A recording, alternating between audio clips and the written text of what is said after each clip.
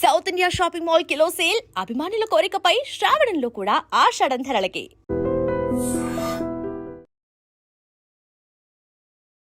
ప్రతిపక్ష నాయకుడు రాహుల్ గాంధీ మీద సుప్రీంకోర్టు కీలకమైనటువంటి వ్యాఖ్యలు చేసింది. నిజమైనటువంటి భారతీయుడైతే మీరు అలాంటి వ్యాఖ్యలు చేయరు. భారత్ జోడో యాత్ర 2022లో జరిగింది. ఆ మాటలు ఇప్పుడు ఎందుకు ప్రకంపనలు కల్పిస్తున్నాయి? ఇదే కదా ప్రాబ్లం. గౌరవ్ గొగోయ్ ఏం మాట్లాడతారు, ఆయన మీద ఆరోపణలు ఉన్నాయి already, that is an ISI agent అని చెప్పి, which is unsubstantiated but correct. Himanta Biswa Sarma case వేశాడు that he went and stayed in Pakistan for 1.5 years అని చెప్పేసి.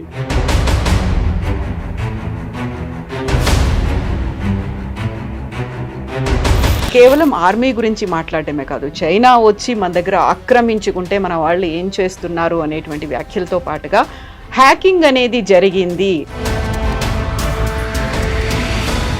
అక్కడ ఉన్నటువంటి ఈవీఎంలని హ్యాక్ చేశారు, ఆల్మోస్ట్ ఒక 100 స్థానాల్ని మ్యానిపులేట్ చేశారు, లేకుంటే ఫలితం ఇంకొక రకంగా ఉండేది అని. మన అందరికి తెలిసి ఆయన దగ్గర ఏం ఆధారం ఉంటాయి, అన్సబ్స్టాన్షియేటెడ్ అలిగేషన్స్ అంటారు. నేను కూడా చెప్తాను,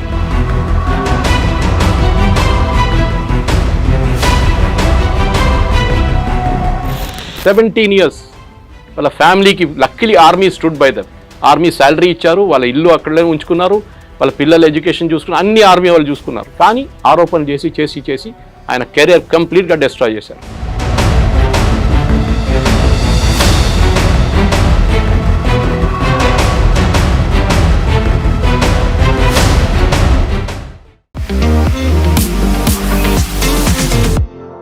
నమస్తే, నేను Kavitha. Welcome to iDream news and నిజాలు. ప్రతిపక్ష నాయకుడు రాహుల్ గాంధీ మీద సుప్రీంకోర్టు కీలకమైనటువంటి వ్యాఖ్యలు చేసింది, మండిపడింది. నిజమైనటువంటి భారతీయుడైతే మీరు అలాంటి వ్యాఖ్యలు చేయరు అంటూ మరొక మారు అలాంటి వ్యాఖ్యలు చేయకూడదు అంటూ కూడా సుప్రీంకోర్టు కీలక కామెంట్స్ చేసింది. యాక్చువల్గా భారత్ జోడో యాత్రలో ఏం జరిగింది, ఎందుకని ఆర్మీ మీద అలాంటి కామెంట్స్ చేయాల్సి వచ్చింది? చైనా 2000 కిలోమీటర్ల భూభాగాన్ని భారతదేశానికి సంబంధించి ఆక్రమించిందా? మనతో పాటుగా ఉన్నారు సీనియర్ జర్నలిస్ట్ సురేష్ కొచ్చాతిల్ గారు. సురేష్ గారు నమస్కారం అండి.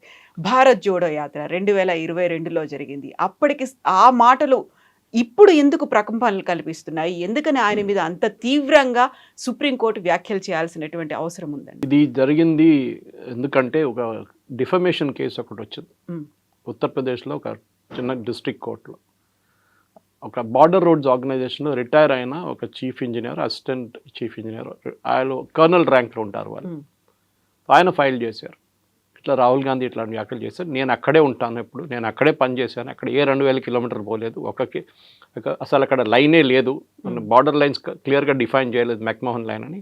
ఇటువైపు మన ఎక్కడైనా వెళ్తూ ఉంటారు, చైనా వాళ్ళు అంటారు అరుణాచల్ ప్రదేశ్ మాదే అంటారు. ఇప్పుడు కూడా మన అరుణాచల్ ప్రదేశ్ నుంచి బయటికి వెళ్ళే చైనాకి వీసా అప్లై చేసిన వాళ్ళు వీసా స్టేపుల్ చేసిస్తారు ఇప్పుడు కూడా చైనా వాళ్ళు. They don't accept Arunachal Pradesh as a part of India. అట్లాంటి టైంలో వ్యాఖ్యలు చేసి ఇట్లా మనకు అందరికి తెలుసు, ఆ టైంలో గల్వాన్లో జరిగిన గొడవ మనకు తెలుసు, డోక్లాంలో జరిగిన గొడవ మనకు తెలుసు. మన దగ్గర 26 నుంచి 30 మంది చనిపోయారు. ఇదంతా సుప్రీంకోర్టు వాళ్ళు చెప్పారు. సుప్రీంకోర్టు ఏమన్నారంటే, ఒక యుద్ధం నడుస్తున్నప్పుడు 2 సైడ్లలో లాసెస్ ఉంటుంది.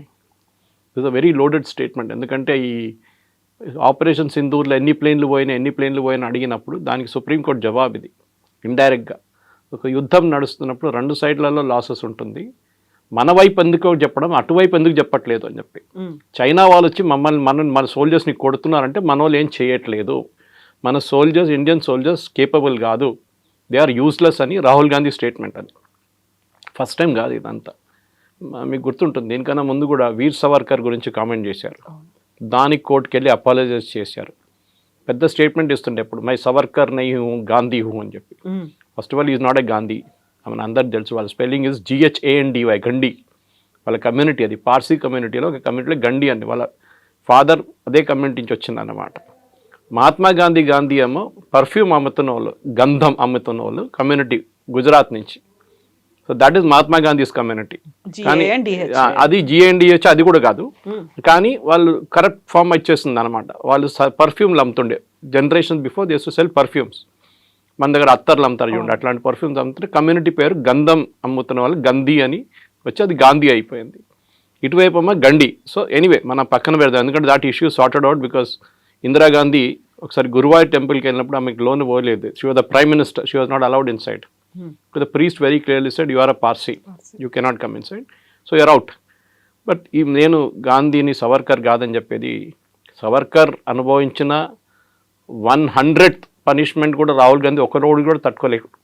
పెద్ద పెద్ద మాటలు అంటాడు, born with silver spoon in his mouth, licence లేకుండా మాట్లాడుతూ. ఇప్పుడు ఫస్ట్ టైం నేను డైలీ ఆల్మోస్ట్ రాహుల్ గాంధీని ట్విట్టర్లో ట్యాకిల్ చేస్తాను.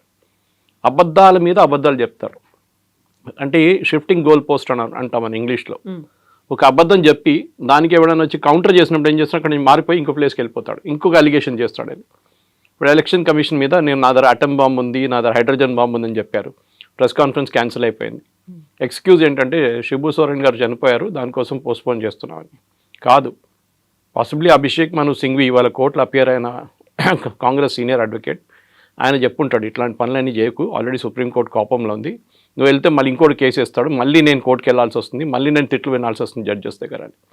జడ్జెస్ ఇంకో చాలా సీరియస్ మాట చెప్పారు. దీనికన్నా సీరియస్ ఏంటంటే, if are an Indian, if you are an Indian, నిజమైన భారతీయుడు అయితే నువ్వు ఇట్లాంటి మాటలు చెప్పవు అంటే, ఆల్రెడీ ఒక కేసు పెండింగ్ ఉంది, that he is holding a British passport. ఇవాళ దాకా రాహుల్ గాంధీ డినై చేయలేదు.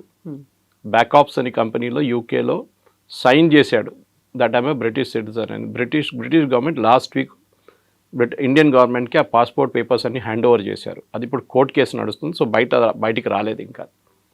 అది కాకుండా మన అందరూ తెలుసు, నేషనల్ హెరాల్డ్ కేసులో డాక్టర్ సుబ్రహ్మణ్యం స్వామి ఫైల్ చేసిన కేసు ఒకటి, 420 అంటాం మన ఇంగ్లీష్లో, చీటింగ్, హిందీలో 420 అంటాం, చీటింగ్. 420 సెక్షన్ కింద బెయిల్ తీసుకున్నాడు రాహుల్ గాంధీ. ఒక హిస్టరీ ఉంది ఆయనకి, అంటే ఒక సెన్స్ ఆఫ్ ఎంటైటిల్మెంట్ అంటాం. మనం ముందు మన రాజులంతా ఉన్నప్పుడు వాళ్ళని నన్ను ఏం చేయలేరు, నా కొడుకు వాడిని కూడా మీరు ఏం చేయలేరు, ఎందుకంటే వాడు రాజు. ఈ యాటిట్యూడ్ రాహుల్ గాంధీకి ఉంది. నన్ను ఎవరిని ఏం చేయకూడదు, మోదీని విపరీతంగా తిడతారు, అమిత్ షాని తిడతారు, అన్నీ చెప్తారు. ముందు 2002 అని చెప్పుకుంటూ పోయింది, తర్వాత కోర్టు నుంచి అది కూడా ఒక టక్క వచ్చింది, దాది బంద్ అయిపోయింది బిజినెస్ ఇప్పుడు. దాని తర్వాత మీరు చూసుంటారు, ఒక ఆర్ఎస్ఎస్ మీద ఒక ఆరోపణ చేశారు. ఆర్ఎస్ఎస్ మన మహాత్మా గాంధీ అసాసినేషన్తో లింక్డ్ అని చెప్తే వాళ్ళు కేసు ఫైల్ చేస్తే మహారాష్ట్రలో మళ్ళీ అక్కడ వెళ్ళి అపాలజైజ్ చేశాడు, ఐఎమ్ సారీ అని చెప్పి. ఇదే పార్టీ లీడర్ దీక్షిత్, మనకందరూ తెలుసు, షీలా దీక్షిత్ కొడుకు, ఫార్మర్ ఆర్మీ చీఫ్, అంటే అప్పుడు సర్వింగ్ ఆర్మీ చీఫ్ని సడక్క గుండా అని పిలిచారు. అంటే వీళ్ళకి ఒక కాన్స్టెంట్ థీమ్ అంటే ఈ పార్టీలో ఆర్మ్ ఫోర్సెస్ని రెస్పెక్ట్ చేయరు. లేకుండా ఆలోచించండి, పాకిస్తాన్తో జరిగిన ఆపరేషన్ సింధూర్లో ఇవాళ దాకా రాహుల్ గాంధీ ఈ ప్రశ్న అడగలేదు, పాకిస్తాన్ది ఎన్ని ప్లేన్లు పోయినాయని.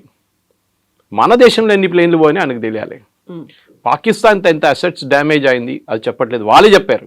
మాది ఇన్ని అసెట్స్ పోయినాయి, అవాక్స్ పోయినాయి, మాది హ్యాంగర్ మీద కొట్టారు, అన్నీ చెప్పారు, రన్వే మీద కొట్టారు, వాళ్ళే అంగీకరించారు. కానీ రాహుల్ గాంధీ అది యాక్సెప్ట్ చేయట్లేదు. దీనికన్నా ముందు కూడా మీకు గుర్తుంటుంది, అక్కడ బాలాకోట్ స్ట్రైక్ జరిగినప్పుడు అక్కడ కొంచెం చెట్లు కొట్టేశారని చెప్పాడు రాహుల్ గాంధీ. అదే స్టేట్మెంట్ పాకిస్తాన్ వాళ్ళు చెప్పారు, అక్కడ ఏం జరగలేదు, చెట్లు కొట్టారు. తర్వాత తెలిసింది 300 మంది చనిపోయారు టెర్రరిస్ట్ అని. అక్కడ కొంచెం ట్రైనింగ్ క్యాంప్ ఉండేది, స్పెసిఫిక్ ఇన్ఫర్మేషన్తో కొట్టారు. ఇప్పుడు రీసెంట్ కొట్టినట్టు సింధూర్ లాగా అది కూడా కొట్టారు. ఒక డిఫరెన్స్ ఏంటంటే we had to enter Pakistan. మన దగ్గర అప్పుడు రఫేల్ లేకుండే, రఫేల్లో ఉన్న మిసైల్స్ ఉంటే మనకి పాకిస్తాన్ ఎంటర్ చేయక్కర్లేదు, ఈసారి చేసినట్టు షూట్ అండ్ స్కూట్ చేయొచ్చు. ఇండియా టెరిటరీ నుండి 300 కిలోమీటర్ దాకా మనం కొట్టచ్చు మిసైల్, అది వెళ్ళిపోతుంది ఆ డైరెక్షన్లో. కానీ ఈ రాహుల్ గాంధీ చేస్తున్న ఒక్కొక్క స్టేట్మెంట్కి ఇర్రెస్పాన్సిబిలిటీ. ఎందుకంటే మీకు గుర్తుంటుంది, ఒక మన్మోహన్ సింగ్ గవర్నమెంట్ ఒక డెసిషన్ తీసుకున్నారు పొలిటీషియన్స్ గురించి, వాళ్ళ కేసుల గురించి ఒక క్యాబినెట్ డెసిషన్ తీసుకున్నప్పుడు కాన్స్టిట్యూషన్ క్లబ్ ఢిల్లీలో ప్రెస్ కాన్ఫరెన్స్ నడుస్తున్నప్పుడు కాంగ్రెస్ వాళ్ళది, అక్కడ వచ్చి ఆ బిల్ని చింపేశారు రాహుల్ గాంధీ అందరి ముందు. Is nobody, he was only an MP. ఆ ఎంపీ కూడా he tore a paper and threw it. I think the time he lost, అప్పుడు ఎంపీ కాదనుకుంటాను నేను, మన్మోహన్ సింగ్ టైంలో చింపేసి పడేశారు. ఒక కాన్స్టిట్యూషన్ అమెరికా క్యాబినెట్ పాస్ చేసిన రెజల్యూషన్ని ప్రెస్ కాన్ఫరెన్స్లో వస్తే నేను చాలా పెద్ద మనిషిని, నేను మన్మోహన్ సింగ్ ఎవడు అని చెప్పి చించి పడేశారు మొత్తం పేపర్ని. ఇది ఆలోచించండి, this is the common attitude. ఒక బాడీ లాంగ్వేజ్ చూస్తే తెలిసిపోతుంది, యారగెన్స్. నిన్న చాలా మంచి ఇంట్రెస్టింగ్ వీడియో కూడా వచ్చింది, చూసుంటారు మీరు.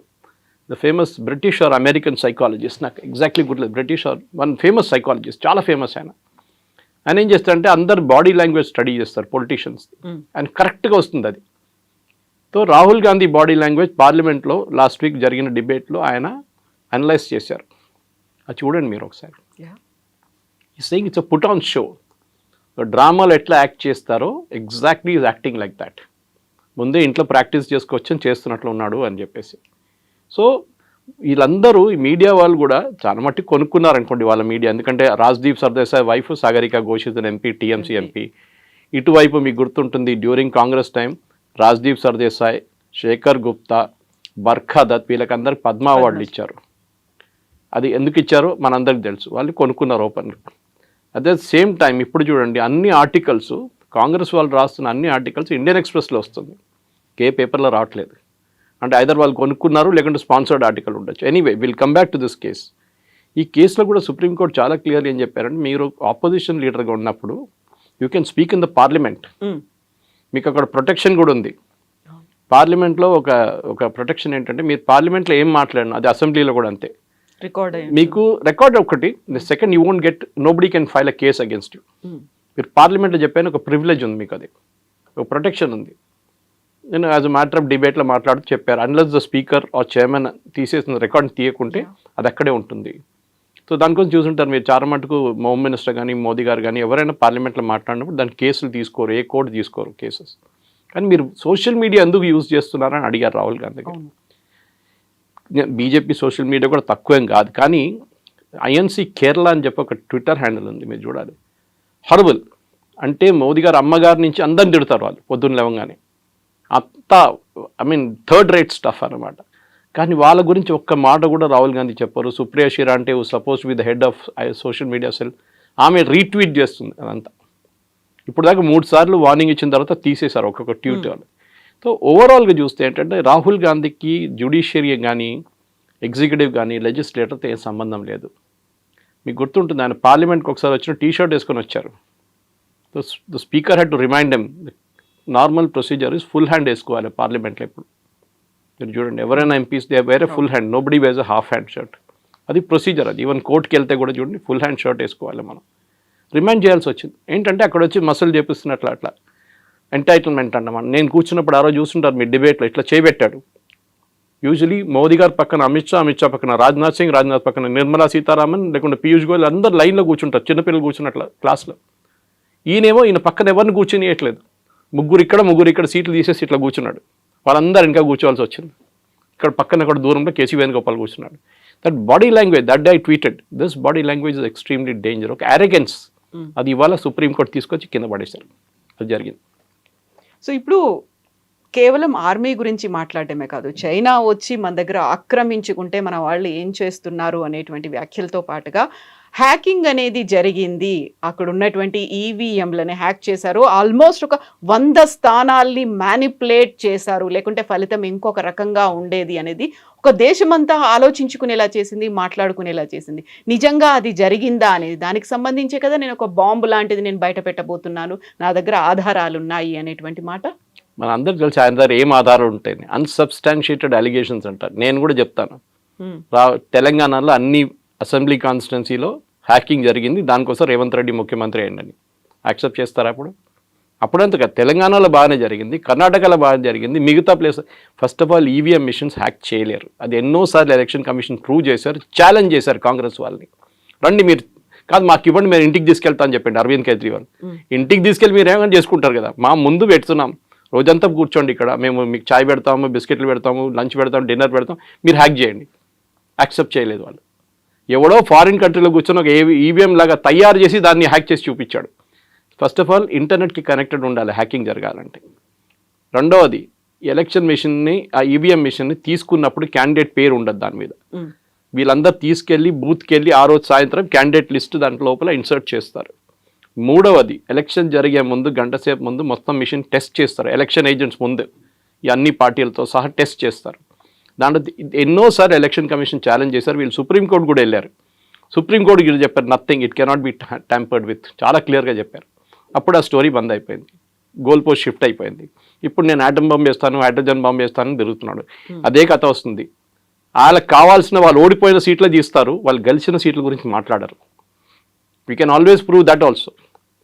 ఇది చెప్పేది ఏంటంటే వీళ్ళు కిషన్గంజ్లో లాస్ట్ టైం కిషన్గంజ్ అని బీహార్లో కాన్స్టిట్యున్సీ ఉంది, 65% Muslims, 65% most of them are Bangladeshis.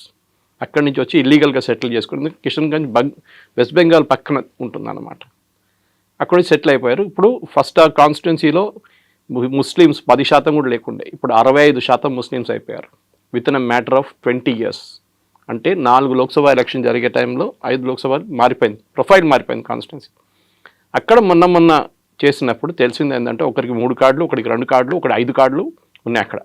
దానికోసం పాపులేషన్ కూడా మారిపోయింది, డెమోగ్రఫిక్ మారిపోయింది. రాహుల్ గాంధీ చెప్తున్నారు కదా చైనా వాళ్ళు వచ్చి తీసుకెళ్లారు. ఇవి కిషన్ గాంధీ చూసుకుంటే తెలిసిపోతుంది మీకు ఎందుకు జరుగుతుంది అదని. నేను ట్యాంపర్ చేశాను చెప్తున్నా. ఇది tampering is because illegal voting is there. మీరు మహారాష్ట్రలో ట్యాంపరింగ్ అన్నారు, ఏమైంది? శరద్ పవార్ మాట్లాడలేదు, ఉద్ధవ్ ఠాక్రే మాట్లాడలేదు, ఈయనొక్కరే చెప్పుకుంటే పోతున్నాడు. వాళ్ళకి ఇద్దరికి ప్రాబ్లం లేదు, వాళ్ళు తెలిసిపోయింది. ఈవెన్ ఒమర్ అబ్దుల్లా చాలా మంచి స్టేట్మెంట్ ఇచ్చారు ఆ టైంలో, మీకు గుర్తుంటుంది.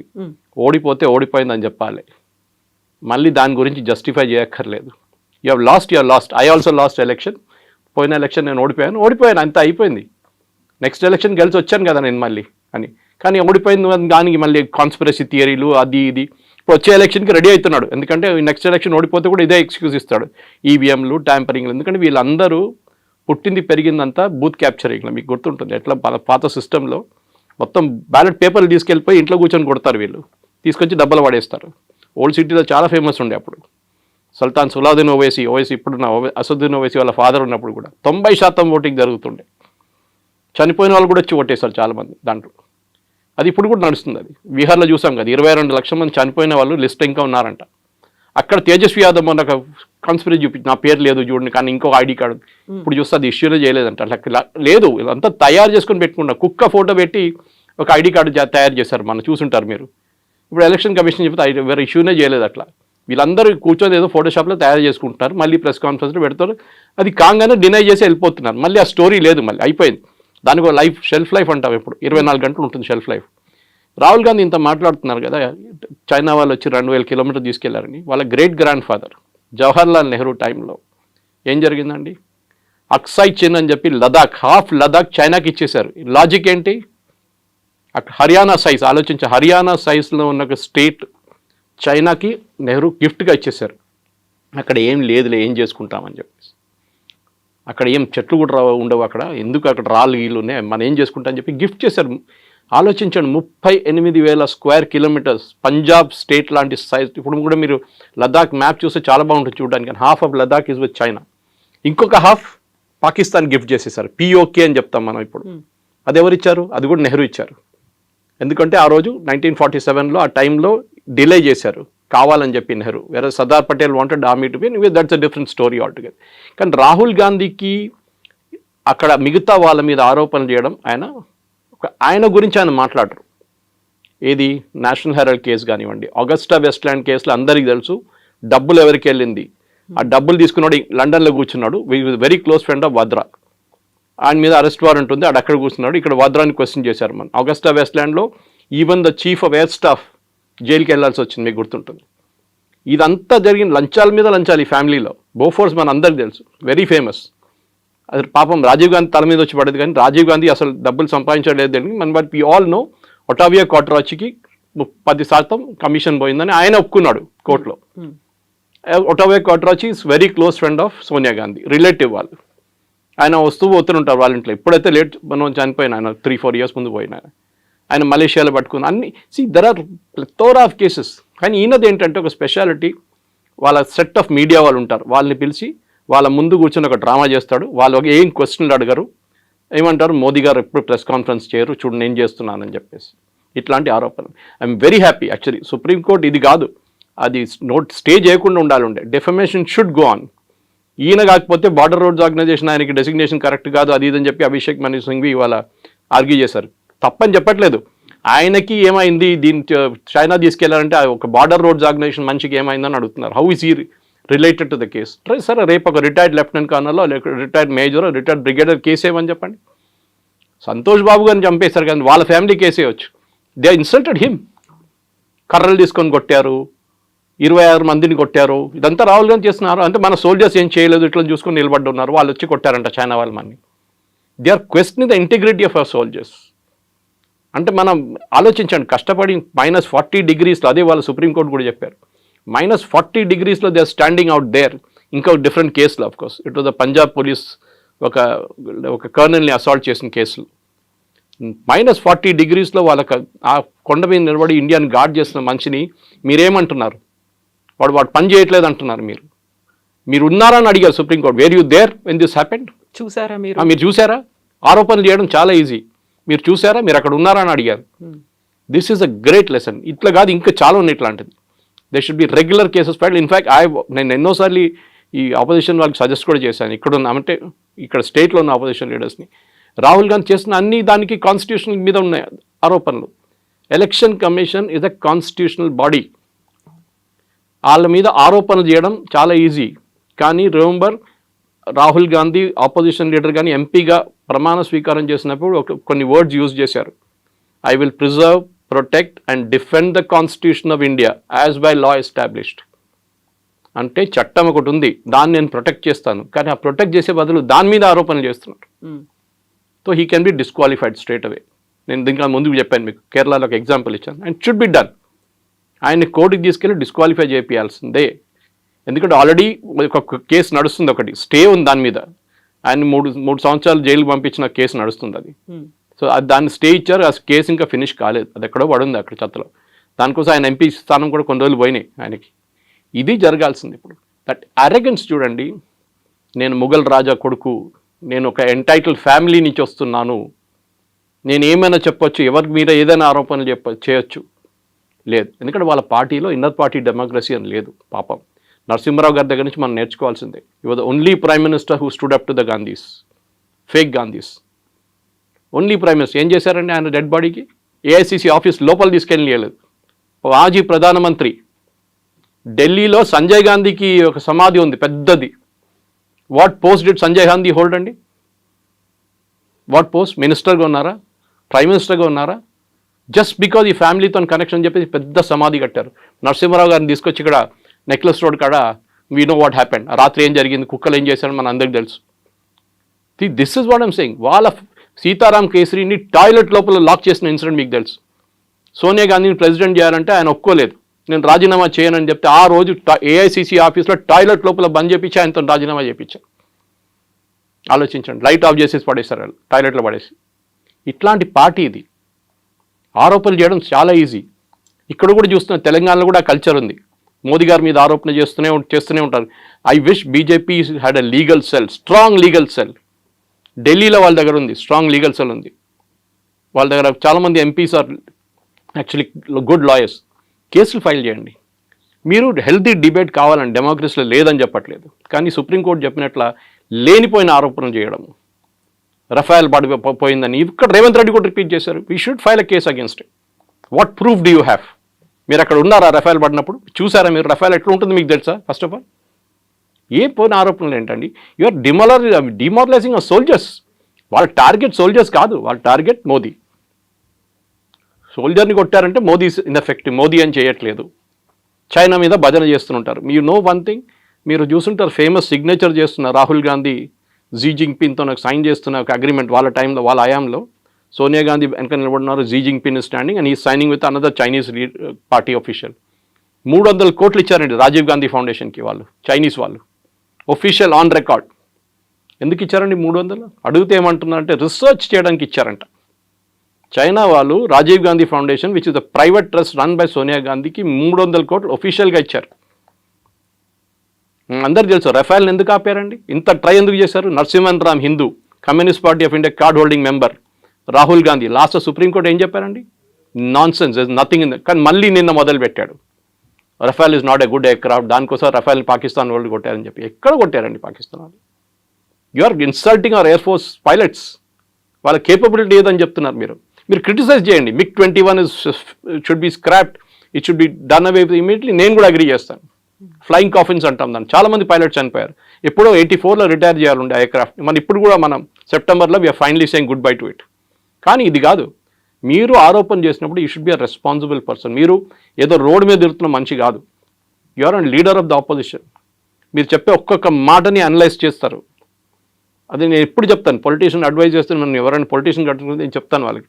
కొండా విశ్వేశ్వరరెడ్డి కానివ్వండి, ధర్మపురి అరవింద్ కానివ్వండి, దే ఆర్ ఆల్ రియలీ చాలా కమ్యూనికేటివ్ మనుషులు. నేను ఎప్పుడు చెప్తూనే ఉంటాను వాళ్ళకు కూడా. నేను అడ్వైస్ ఇస్తూ చెప్తాను, we should be very careful with data. మన డేటా పెట్టుకునే మాట్లాడాలి మనం. We should never go out of that. ఎందుకంటే మీరు ఏదైనా ఆరోపణ చేసిన రేవంత్ రెడ్డి మీద ఆరోపణ చేశానండి, డబ్బులు సంపాదించని చెప్పి నేను ఒక ఆరోపణ చేయొచ్చు. Do have a proof? I don't have a proof. నేను చెప్తాను ఏదో ఇంటర్ కనెక్టెడ్ కేసు పెడతాను, అది గుర్తుందా ఎమ్మెల్సీ ఎలక్షన్ కోసం అప్పుడు జరిగిన దాంట్లో డబ్బులు ఇచ్చాడు అది అని చెప్పి ఇంటర్లింక్ చేస్తాం దాన్ని. That is not the right way to do it. ఎవరైనా కానీ ముఖ్యమంత్రి అయినా కానీ ఈ షుడ్ బి రెస్పెక్టెడ్. కానీ మీరు ముఖ్యమంత్రిగా ఉన్నప్పుడు మీరు ఆరోపణ చేయడం, మీరు లీడర్ ఆఫ్ ఆపోజిషన్ కూడా మీరు ఆరోపణ చేయడంలో ఎస్పెషలీ మన ఆర్మ్ ఫోర్సెస్ మీద వాళ్ళ మొరాల్ దెబ్బతింటుంది. ఇప్పుడు కూడా చూడండి వాళ్ళ మీద కన్సిస్టెంట్గా ఇవాళ కూడా నిన్న కూడా చేశాడు రఫేల్ రఫేల్ రఫేల్ రఫేల్. ఎన్ని ఎకరాట్ పోయింది, ఎన్ని ఎకరాట్ పోయింది, ఒక్క మాట కూడా పాకిస్తాన్ ఎన్ని ప్లేన్లు పోయినా అడగట్లేదు. విచ్ ఇస్ వాట్ నాకు చాలా కోపం వస్తుంది దాని మీద. అయితే ఇక్కడ అభిషేక్ సింఘ్వి కూడా సుప్రీంకోర్టులో వాదించాడు. ప్రతిపక్ష నాయకుడు కాబట్టి ప్రజల గురించి మాట్లాడుతున్నారు, సమస్యల గురించి మాట్లాడుతున్నారు, అందులో తప్పేముంది అనేది ఆయన వర్షన్ కదా. సుప్రీంకోర్టు ఏం చెప్పారు? మీరు పార్లమెంట్లో మాట్లాడండి, సోషల్ మీడియాలో కాదని చెప్పారు. You're I leader of opposition the parliament, not in the road. Social media కాదు మీ వెపన్.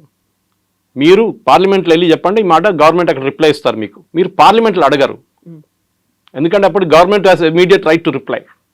పార్లమెంట్లో ఒకటి ఉంటుంది, ఈల్డింగ్ అంటాం మనం. ఇప్పుడు మోదీ గారు మాట్లాడుతున్నప్పుడు ఆయన అపోజిషన్గా అక్కడి నుంచి రాహుల్ గాంధీ లేసారనుకోండి, బ్రిటిష్ స్టైల్, మన democracy coming from the British style, yielding అంటాం. అంటే మోదీ గారు కూర్చుంటేనే రాహుల్ గాంధీ మాట్లాడొచ్చు, అది చేయడు. రాహుల్ గాంధీ ఇప్పుడు చూస్తుంటారు, మీరు మొన్న కూడా పార్లమెంట్ బయట చెప్పి నన్ను మాట్లాడనీయలేదన్నారు. Leader of opposition, leader of the house మాట్లాడిన తర్వాతనే మాట్లాడతారు. ఆయనకు కూడా ఒక సెట్ టైమింగ్ ఇస్తారు. టైమింగ్ ఇచ్చారు, టైంకి రాలేదు.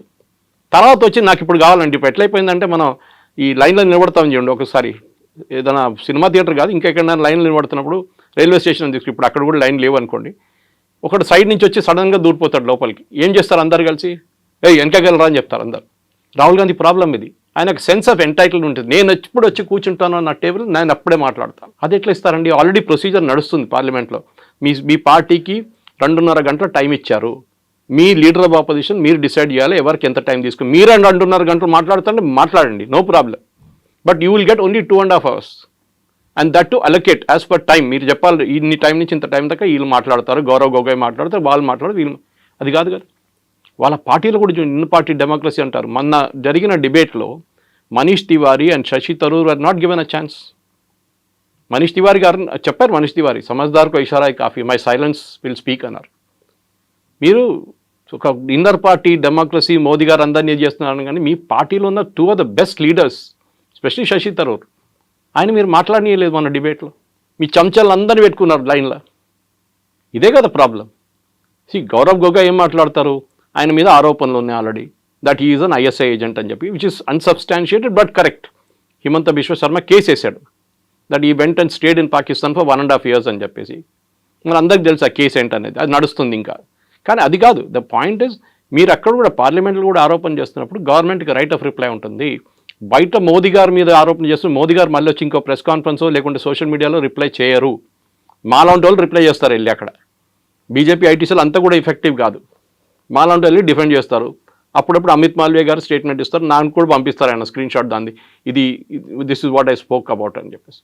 కానీ కన్సర్టెడ్ ఎఫెక్ట్ ఒక లీడర్ ఆఫ్ అపోజిషన్ నుండి మెచ్యూరిటీ ఉండాలి, ఎమోషనల్ మెచ్యూరిటీ, ఫిజికల్ మెచ్యూరిటీ కాదు. ఎమోషనల్ మెచ్యూరిటీ రాహుల్ గాంధీకి లేదు.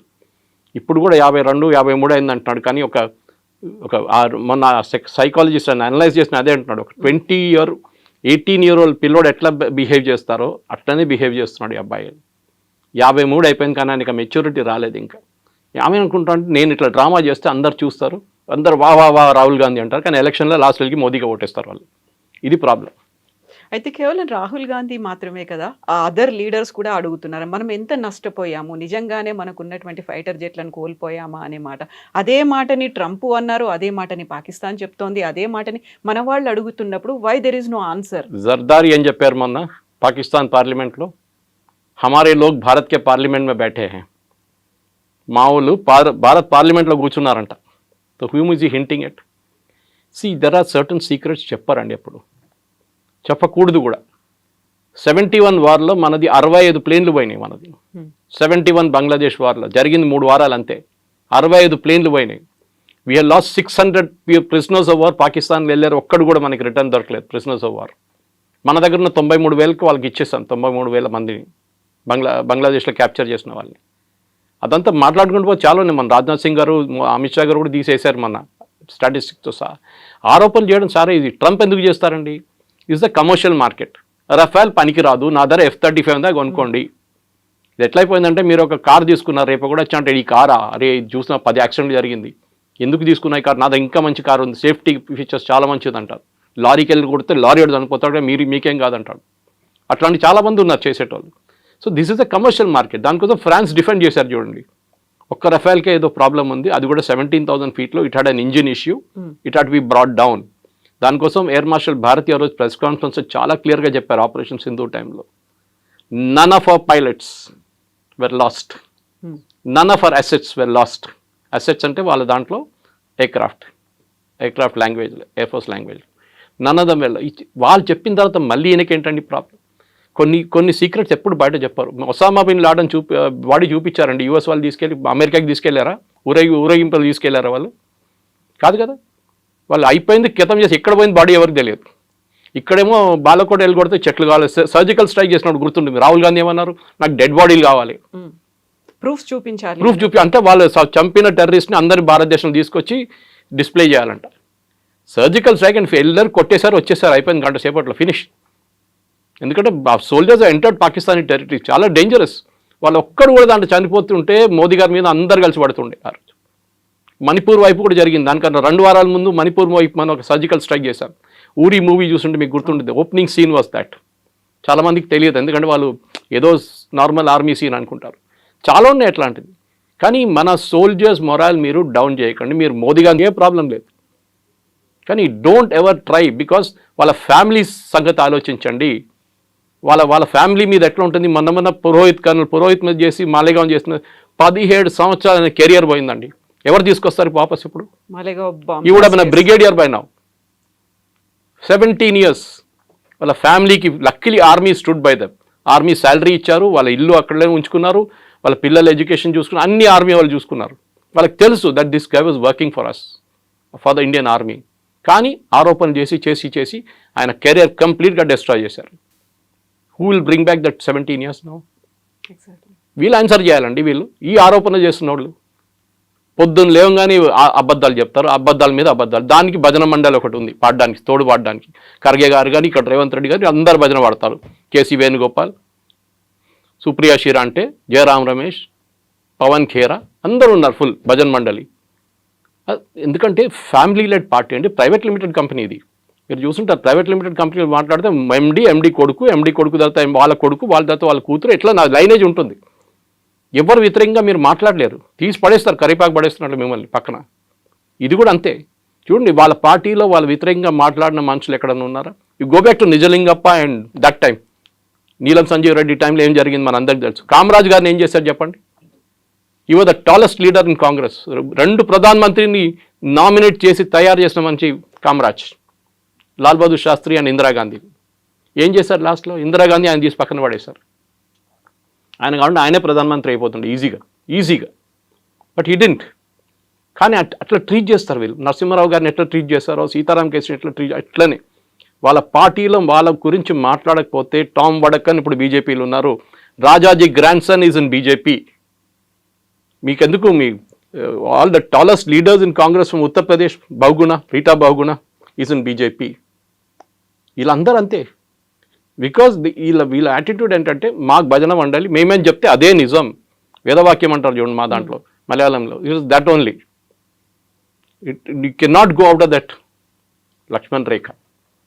ఇప్పుడు పదే ట్రంప్ మాట చెప్తున్నాడు, నా వల్లే యుద్ధం ఆగింది, ఎందుకంటే ఇద్దరి దగ్గర న్యూక్లియర్ వార్ హెడ్స్ ఉన్నాయి, అదైతే మొత్తం సర్వనాశనం అయ్యేది నేను చెప్పాను కాబట్టి. ఎక్కడ ప్రధానమంత్రి నరేంద్ర మోదీ కానీ పార్లమెంట్లో జరిగినటువంటి ప్రసంగంలో ట్రంప్ పేరు తీసుకోలేదు, ఎవరో చెప్తే మేము ఆపలేదు అనే మాట చెప్పారు తప్ప ఎక్కడ he is not taking Trump names. ఎందుకంటే ఆయన భయపడుతున్నారు. ఎందుకంత భయం అనేటువంటి ఒక మాట కూడా ఉంది. ఎమోషనల్ మెచ్యూరిటీ అంటారు దాన్ని. దీనికి రాహుల్ గాంధీ సంగతి చెప్పాను మీకు. ట్రంప్ ఏం చెప్పారండి ఫస్ట్? దానికన్నా ముందు ఏం చెప్పారు? నేను ట్రేడ్ టాక్స్ పెట్టి నేను అగ్రిమెంట్ తీసుకొచ్చాను. ట్రేడ్ టాక్స్ ఏమైందండి ఇప్పుడు? అంటే they was no trade talks, ఒట్టి హవా. ట్రంప్ ఎట్లయిపోయిందండి ఇప్పుడు? నేను మొన్న ట్వీట్ చేశాను దాని గురించి, World War II కూడా నేనే ఆపానంటాడు కంట్రీ రేపు కావాలంటే. ఆయనకి నోబెల్ ప్రైజ్ కావాలి, ఓపెన్గా చెప్పారు కదా వాళ్ళ ప్రెస్ సెక్రటరీ, మాకు నోబెల్ ప్రైజ్ కావాలి, నోబెల్ పీస్ ప్రైజ్ కావాలి మాకు. దానికి ఇప్పుడు రోడ్ మీద ఇద్దరు కొట్టుకుంటే కూడా నేనే వెళ్ళి స్టాప్ చేశానంటాడు ట్రంప్ రేపు. మన దగ్గర చిన్న యాక్సిడెంట్ జరిగితే కొట్టుకుంటుంది చూడండి రోడ్ మీద, అట్లా అయిపోతుంది. అది కూడా నేనే ఆపానంటాడు. ఎవరు సీరియస్గా తీసుకుంటలేరు. ఇది పాత ఒక స్టోరీ ఉండే, మన చిన్నప్పుడు వినుంటారు, పులి వచ్చింది అని చెప్తారు ఊర్లో. లాస్ట్ నిజంగా పులి వచ్చినప్పుడు ఎవడు రాడు కూడా అక్కడ. ఆ సంగతి ఇది. మీరు రష్యా యుక్రెయిన్ ఆపేస్తాను 2 రోజులు అన్నాడు, ఏమైందండి? వాళ్ళు ఇప్పుడు కూడా కొట్టుకుంటున్నారు పిచ్చోళ్ళలాగా. మా ఇండియా పాకిస్తాన్ మీరేం ఆపారండి? ట్రేడ్ డీల్ చెప్పాం వాళ్ళు ముందు చూపించి నేను ఆపాను అంటాడు. ట్రేడ్ డీల్ ఏమైనా జరిగిందా? First of all there is no call from Trump, everybody agrees. Call చేసింది ఓన్లీ రూబియో, వాళ్ళు వైస్ ప్రెసిడెంట్ ఒకరే కాల్ చేశారు అక్కడి నుంచి. జేడీ వ్యాన్స్ కాల్ చేశారు, మార్కో రూబియో కాల్ చేశారు. ట్రంప్ ఎక్కడ మాట్లాడలేదు. ఇక్కడ always said my team negotiated with them, we would agreed. నేనే చేశాను అంటారు. ఎందుకంటే ఆయనకు నోబెల్ ప్రైజ్ కాదు, లేకుంటే వైస్ ప్రెసిడెంట్ నోబెల్ ప్రైజ్ వచ్చేస్తుంది. ఆయనకు అది టెన్షన్. ఆయనకి క్రెడిట్ ఎవరికి రాకూడదు, నాకే రావాలి క్రెడిట్. సో ట్రంప్ ఒక మెంటల్ ఆలోచించండి, హీఈస్ పబ్లిసిటీ సీకర్. ఆయన అన్ని ఏదో ఎరిట్రియా, అక్కడ ఏదో ఆఫ్రికాలో ఎన్నో సంవత్సరాల నుంచి కొట్టుకుంటున్నారు. వాళ్ళు పిలిచి వైట్ హౌస్లో కూర్చొని సంతకం పెట్టించారు. వాళ్ళు ఏం పెట్టారో వాళ్ళకే తెలియదు. వాళ్ళు అన్నారంట తర్వాత, ఏం పెట్టి మాకు తెలియదు, పిలిచాడు సంతకం పెట్టమని మేము పెట్టాం. మళ్ళీ నెక్స్ట్ డే వెళ్ళి మళ్ళీ కొట్టుకుంటున్నారు అక్కడ. మళ్ళీ ఏం పీస్ అండి ఇది? నేను అక్కడ ఆపాను, నేను ఇక్కడ ఆపాను అంట. ఎక్కడ ఇదే అంటున్నాను. మన దగ్గర వైట్ స్కిన్ మెంటాలిటీ ఒకటి ఉందండి. నేషనల్ అవార్డు వస్తే నేషనల్ అవార్డు కాదు, ఆస్కర్ వస్తే ఆస్కర్. ఎందుకంటే వైట్ స్కిన్ కూడా ఇచ్చింది కదా, తెల్ల white skin is still very good for us. Oscar రావాలి నాకు. నేషనల్ అవార్డు వచ్చిందా? నేషనల్ అవార్డే కదా, అది అంతర్జాతీయ స్థాయిలో ఉంది. అంతర్జాతీయ స్థాయి కాదు. వైట్ స్కిన్ మెంటాలిటీ ఇంకా పోలేదండి మనకి. ఇప్పుడు కూడా చూడండి, ఒక అమెరికనో బ్రిటిషో రోడ్డు మీద కనిపిస్తే మీ బిహేవియర్ ఎట్లా ఉంటుంది మీదని చెప్పట్లేదు. Normal human being Indians behaviour ఎట్లా ఉంది, వాడిని ఎట్లా టోపీ వేద్దాం, 100 రూపాయల ప్రోడక్ట్ వాడికి 500 ఎట్లా అమ్ముతాం, ఇది చూస్తుంటాం అన్నమాట. వాడు దానికైనా స్మార్ట్ ఫెలో. వాడు చూస్తాడు వీని ఎట్లా టోపీ వేయాలని చూస్తుంటాడు వాడు. ఇది మన white skin attitude. So Trump చెప్పారని చెప్పి ద మెచ్యూరిటీ ఆఫ్ మోదీ అక్కడ వస్తుందండి. ఏ ఎక్సైట్మెంట్ లేదు ఆయన ఫేస్లో, ఒక ఎమోషన్ కూడా కనిపించదు. ఎవరు నాతో మాట్లాడలేదు. నో వరల్డ్ లీడర్ లేకుంటే రేపు అంటాడు ఇంకో లీడర్తో చేయించా అంటాడు మళ్ళీ రేపు. పాకిస్తాన్ దగ్గర ఆయిల్ ఉంటే నేనే వచ్చి ఇది చేస్తాను. పాకిస్తాన్ పరేషాన్ అయిపోతుంది. ఇక్కడ మేము ఇంకా తవ్వలేదు, ఏం చేయలేదు, మా ఆయిల్ ఇస్తా అంటున్నాడు ఈయన. సో మనం కూడా పాకిస్తాన్ నుంచి కొనుక్కునే 3 సంవత్సరాల తర్వాత ట్రంప్ ఉండరు, వెళ్ళిపోతాడు. ఈ కెనాట్ కాంటెస్ట్ ఎలక్షన్ అయిపోయింది. వాళ్ళ 2 టైమ్స్ ఉంటాయి యూఎస్ ప్రెసిడెంట్కి. దాని తర్వాత వచ్చేటోడు ఏంటి, వాడు మొత్తం మార్చేస్తాడు రూల్ అంతా. ఏం చేస్తారు అప్పుడు పాకిస్తాన్ లేదు. So you have to keep your neutrality. చాలా మెచ్యూర్గా చేశారు. యూకే FTA సైన్ చేసామా మనం, ఫ్రీ ట్రేడ్ అగ్రిమెంట్. ఇప్పుడు యూరోపియన్ యూనియన్తో చేయబోతున్నాం. We just shift our markets అంతే. నేను చాలా ఛానల్స్ డిబేట్ చేసి చెప్పాను. నేను యూఎస్కి ఇండియాకు ఉన్న ట్రేడ్ రిలేషన్స్లో 3-4 ప్రోడక్ట్స్ ఇంపార్టెంట్. దాంట్లో ఒకటి ఫార్మస్యూటికల్స్. మన దగ్గర మందు కొనుక్కపోతే ఆ డోలోకి వాడు $10 ఇవ్వాల్సి వస్తుంది ఒక స్ట్రిప్కి. మన దగ్గర కొనుక్కుంటా అని చెప్పి తక్కువ. నేను I'm just giving an indicative rate. మన దగ్గర వెళ్ళి ఫార్మస్యూటికల్స్ వాళ్ళు బతుకుతున్నారు యూఎస్. అదర్వైజ్ వాళ్ళు 10 times కాస్ట్ ఇవ్వాల్సి వస్తుంది. We're the pharma capital of the world. Next మనది జెమ్స్ అండ్ జ్యువెలరీ. మన దగ్గర పాలిష్ అయ్యి సూరత్ నుంచి పాలిష్ చేసి కట్ చేసి పంపిస్తారు. ఇంకెవరు దాన్ని చేయమని చెప్పండి. I will challenge. Maximum Bangkok నుంచి తెప్పించుకుంటారు. అక్కడ వాళ్ళ దగ్గర న్యాచురల్ స్టోన్స్ ఉండవు, ఆర్టిఫిషియల్ స్టోన్స్ ఉంటాయి. ఎక్కడ తెప్పించుకుంటారు మీరు? కొనాల్సినోడు మీరు బంగారం 50,000 రూపాయలు ఉన్నప్పుడు కూడా కొన్నారా? బంగారం కొన్నారా? నేను పెళ్లి చేసుకున్నప్పుడు 15,000 ఉండే అప్పుడు 91. Now what is it? Close to 1 lakh rupees. మా దాంట్లో తొల అంటారు, మీ దాంట్లో తొల, అక్కడ తొల అంటారు, మా దాంట్లో 8 grams మా దాంట్లో క్యాల్కులేషన్. ఇప్పుడు యావరేజ్ ప్రైస్ పెట్టుకుంది 1 lakh అయిందండి. 15,000 కూడా బంగారం కొన్నామా? 1 lakhలో మీరు ఏదైనా మలబార్ గోల్డ్ లేకుంటే జాయ్ లుకాస్ లేకుంటే ఇక్కడ వెళ్ళి తిరగండి ఒకసారి. మన సూపర్ మార్కెట్ కన్నా ఎక్కువ రష్ అక్కడ ఉంటుంది. ఎవరు ఆపరండి కొనడం. So they will buy what ever rate Americans will buy. వాళ్ళకి ఎక్కడ ఉండదు. ఇప్పుడు చూడండి, మొన్న కార్ సేల్స్ గురించి చెప్తున్నారు. Ford company first time it is reported losses.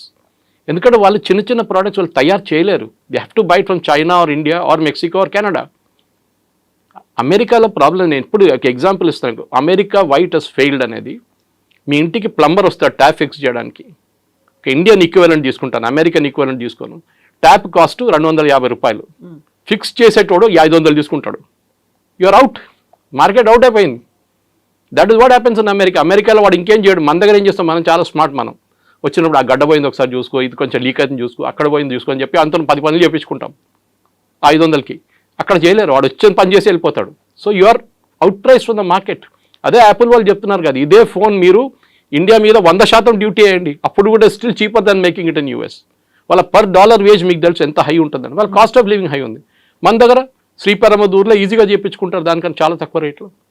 This is America has become totally out priced the market. వాళ్ళ స్టీల్ కొనలేము, వాళ్ళ కాపర్ కొనలేము. నేను చెప్తున్నాను కదా, మోదీ గారు ఏం చేయాలంటే 0% ఇచ్చేసేయండి, except for dairy products and agriculture and of course చిన్న చిన్న కొన్ని ఉంటాయి, అది మనం చేయలేము.